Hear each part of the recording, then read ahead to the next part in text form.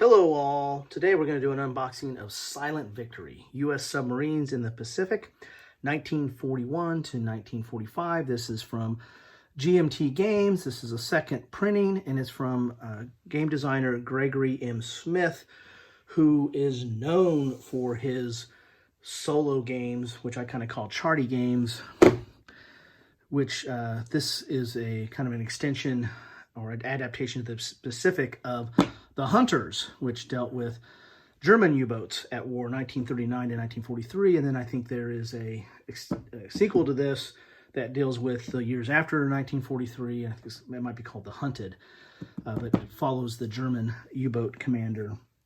And then Silent Victory is covering the US submarines in the Pacific, and I believe there's actually even a fourth game out called Beneath the Med, which deals with the Italian submarines and their missions and exploits in the Mediterranean and the Atlantic. Now, Silent Victory, again, is very similar to Hunters. We'll get in the box here in a second, but I want to show you the back of the box. And as you can see here, this map is kind of just a reference map or patrol map. The real heart of the game is going to be your chart here, where you're going to be tracking your submarine. You're basically a sole submarine unit. I mean, you're controlling one submarine, you're a sub commander, and you're going on missions. If you're familiar with the Hunters, then this is right up your alley. This also, it looks somewhat similar and has some respects to his other games like Interceptor Ace, which is dealing with the Germans defending the motherland from bombing raids from the Allies, but has somewhat of a similar chart as you're kind of doing missions and going out and intercepting bombers. And he's got several in that line. He's actually, as far as World War II, he's got Interceptor Ace, and then there's Night Ace, I believe, and there's American Bomber, which is basically the Germans. It's kind of a hypothetical where the Germans are actually bombing the U.S. And then you also have like Zeppelin, which he deals with the German Zeppelin missions over Britain during World War I. So this system is been translated into, under the water, above the air. It's been translated into several different venues. Also, I believe he's working on a tank version. I don't know if it's going to follow the same kind of system, but I think he's working on a tank commander, which I think he has experience as being an actual tank commander. So contents, you get 1 1/2-inch full-color double-sided counter sheet, 1 3/4-inch wide full-color double-sided counter sheet, 5 submarine display mats, so you're going to have different subs, 2 submarine patrol maps. That's your patrol map where you're just kind of keeping track of where you're at.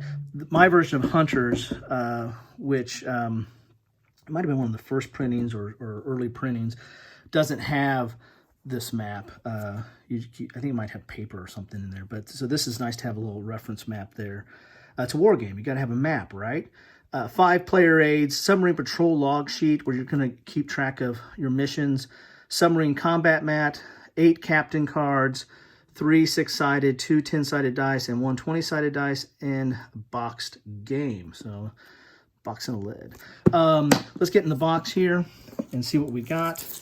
Now, the interesting thing about these that I like, I call them charty because you're following a lot of charts. Basically, there's going to be a sequential, logical sequence of play that you need to follow. You do this, you do this, you do this. It's going to guide you to several charts, and that's going to tell you what you do. You make decisions along the way, which will tell you what chart you're going to go to.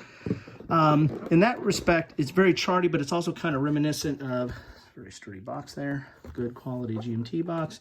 It's very reminiscent of kind of choose your own adventure. I kind of put these games, this whole line of games is from Gregory Smith and the ones that are similar to that, to like an RPG. This is like a military RPG. This lets you be in the shoes of a sub commander, making the decisions of where he's going and who he's going to attack or who he's going to try to avoid.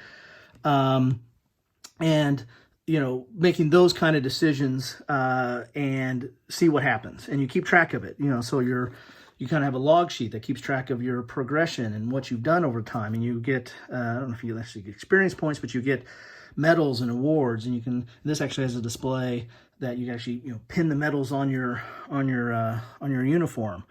And you advance and get better, and you can use those skills and stuff that you earn to in their next mission. So here's the rules book, 28 pages, but it's got a full index here that has a rules reference and a page number, which is good. You have some abbreviation, so some charts here as well. There's a patrol log sheet. I imagine there's some that come in here, but you can also video copy this. You have an example of your counter sheet, I think, there. Counter sheet 2. So talking about some of the ships that I think you search out and destroy. There's an example of how you fill out your log sheet. And it just has a date, and you just keep progressing and see what happens. These are designer notes.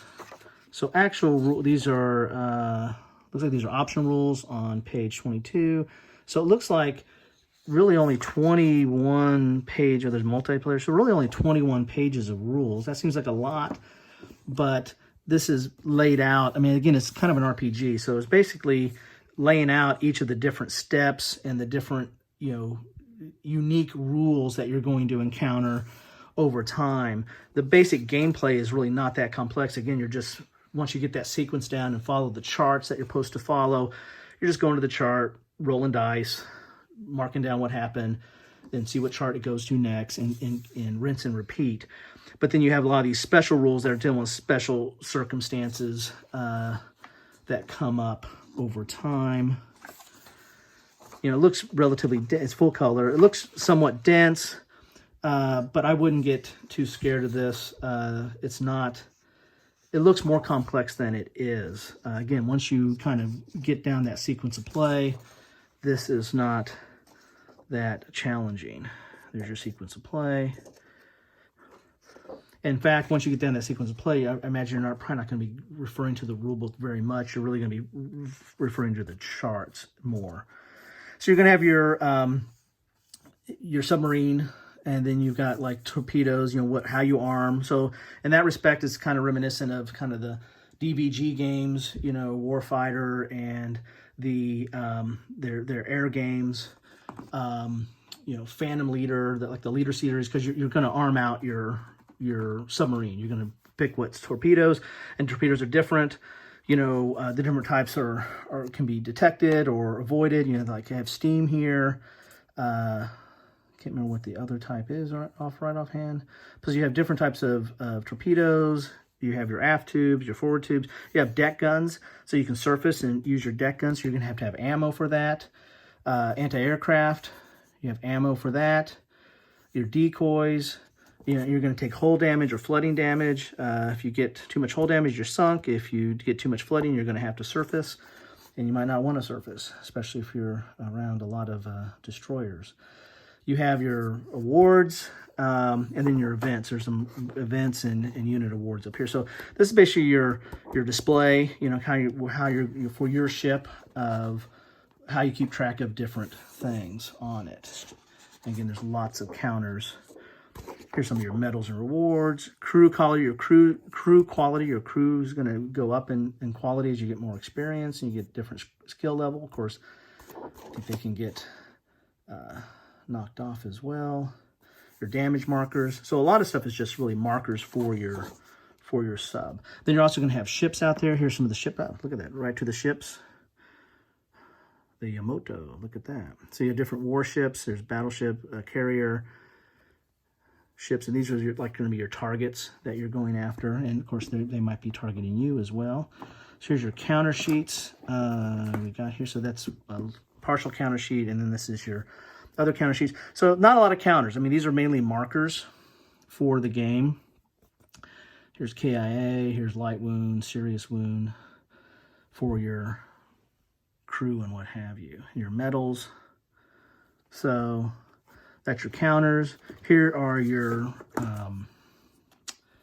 submarine cards, as I told you. So you keep track of what's unique to your submarine ammo and how you've armed it.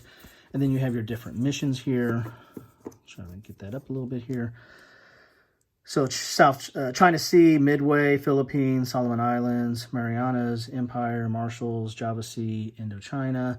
And then you'll go along this train. This is in transit. Then you're actually in the mission. And then you're coming back home. So that's where you're at. Crew status, engine and motors status, and miscellaneous type thing. So you're managing your submarine. Again, you're the commander of this submarine, and you've got to manage. You got to manage your crew. You got to make sure you keep them healthy because they need to do certain things for you. You're managing your ammunition and using it, and making decisions on when to use it, and then all the damage to the ship. And there's several different cards here.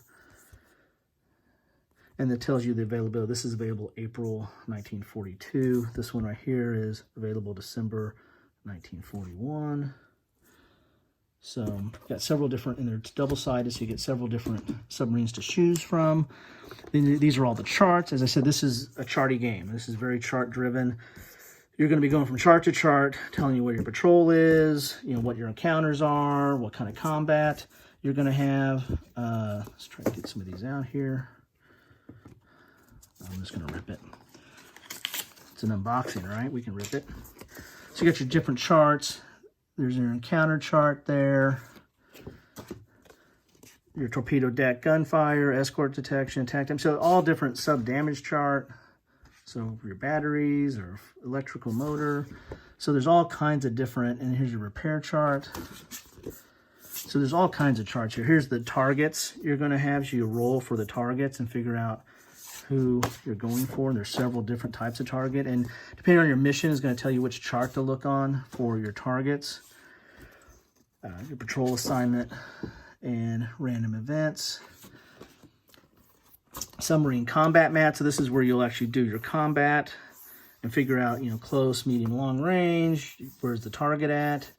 And incoming hits on the sub. So, and this is your combat sequence versus escort a ship. So kind of, once you enter into a combat, you'll kind of come to this and play it out. Then you have your maps, your patrol maps, so you can kind of keep track of where you're at, how you're doing your mission, and where you're at in the Pacific. So you have the Australia patrols, Brisbane, and then the Pearl Harbor patrols. It's very nice. Oh, and this is actually double-sided. You get Australian patrols, Fremantle. Okay. Then you get your log sheet. You're going to keep track. This is kind of if you're familiar with role-playing games, this is your character sheet. This is where you're going to keep track of what you've done over time, and the ships you've sunk and all that good stuff. Ships sunk, total tonnage, total patrols. And you can die in this game. I mean, your ship can get destroyed, and then you start up again and start a new sheet. And you get several of those on there. They're double-sided, but you can always copy those as well. There's cards here, and the cards, they don't have these in the Hunter. I think these are like individual captains you can play, and it gives a little bit of history on them as well. So this is something that is new. This might be in the Hunted and Beneath the Med, but it's not in my version of the Hunters. I'm just going to recall these, but they give some different skills that you can use there. And then you get dice. As I said, you get 6-sided, 10-sided, 2 10-sided. I imagine that's for a percentile roll, and then a 20-sided. So that's what you get in the box. If you like the Hunters, then you're going to like this. I mean, this is basically just takes it, adds, I think, a few new and nice little things to it, but takes it to the Pacific, and you get to play the US. If you're kind of sick of playing the Germans sinking ships in the Atlantic, now you can come and fight the Japanese in the Pacific. Or, go to the Mediterranean and Atlantic with the Italian Navy if you want to go look at that. But these are all basically the same core system, very chart-driven. It's solo-based. I mean, I guess you could play multiplayer, maybe having 2 subs out at once, maybe, and have different people control the subs. But this is really focused on being a solo game to go out and give you some feel of what it's like to be a sub commander, or the experiences of what it's like to be some of the decisions that are made, some of the events and issues that they have to deal with as being a sub-commander, the damage and the crew and the like. So if you like that, if you're interested in solo play, or if you're interested in kind of an RPG feel, if you're not too daunted by going through a lot of charts, then this is your game. If you don't like charts, you think it's tedious, you don't like really following a sequence of play, you like a little bit more free flow, two-player experience when you're playing a war game, then this probably isn't for you then. So hope that this was helpful to you. If you like it, please like. If you want to see more of what I'm doing, then please subscribe. As always, I like to hear what your comments are, what you think about it. What do you think about this game? What other games are out there that are in this genre that are good, better, or ugly? So anyway, hope you enjoy. Thanks for taking the time.